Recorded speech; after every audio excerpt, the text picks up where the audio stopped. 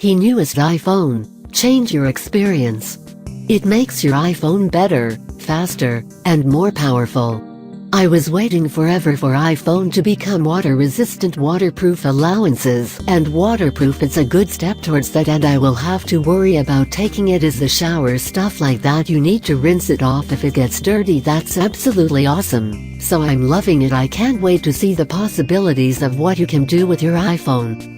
That's water-resistant, all the galaxies. People should have all the fun anyways. Let's keep going. So we just got to the 20-minute mark. I had to readjust the Galaxy S7 as a Samsung doesn't allow you to do unlimited timer for the display anyways. The iPhone is going strong. I see now signs of any water damage. Usually I can tell what nice water damage, because the screen will start freaking out like bones starting press, but here we see complete. We call my phone and the Galaxy, of course, no concern there, it's made for this. But anyways, are looking good, and I'm thinking that this isn't going to do anything, so I want to add some water and see what happens when we add a meter and a half of water pressure to this too. I'm going to go for about 4 minutes to 25, and then we're going to add more water, see what happens. Right, Lord S, nothing is happening to the iPhone. It's literally persevering. This is what it's meant for, so it wouldn't have gotten this rating if it didn't work at that rating. So we're going to go ahead and add more water, more pressure, get it to a little over 5 feet, right? So there it is, really full to the brim. That is a little over 5 feet of water pressure. And now we're going to go ahead and see if the iPhone is still there. Good.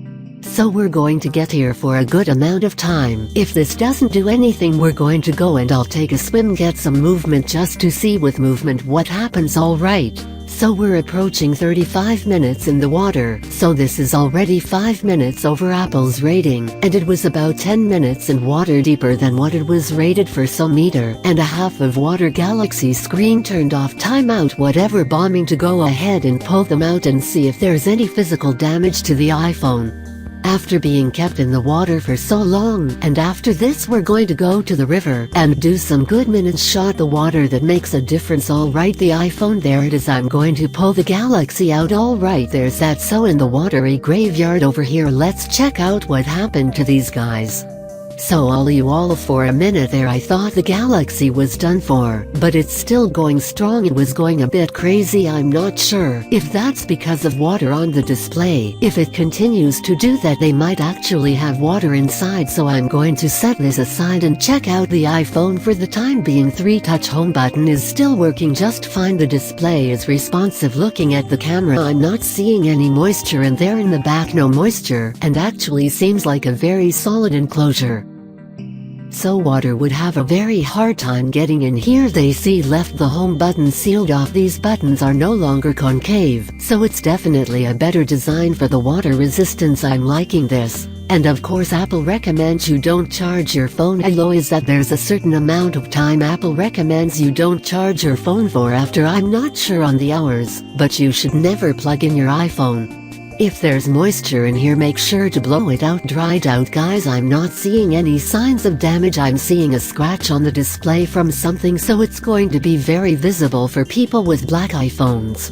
Other than that, it seems to be just fine after 35 minutes in the water, and the 10 of those being 1.5 meters water. So let's go to the lake and see if with some movement we can change the status of the iPhone to deceased. Let's go ahead and head up to the club. iPhone 7. I'm going to go ahead and jump off just maybe like 15-20 feet right here, do some swimming, see if this thing can handle it. But that's pretty cool action here that it gets really blurry underwater, though I'm actually going to try to performing bee rescue. Now there's this little guy struggling in the water. Luckily for me, I've got my iPhone 7, like handle this. So climb all party. There's a bee sitting on top of the camera sense. Now it's black because the bud is showing in it. So I went ahead and saved the sky thanks to my handy dandy water resistant iPhone 7. So you will live to see another day.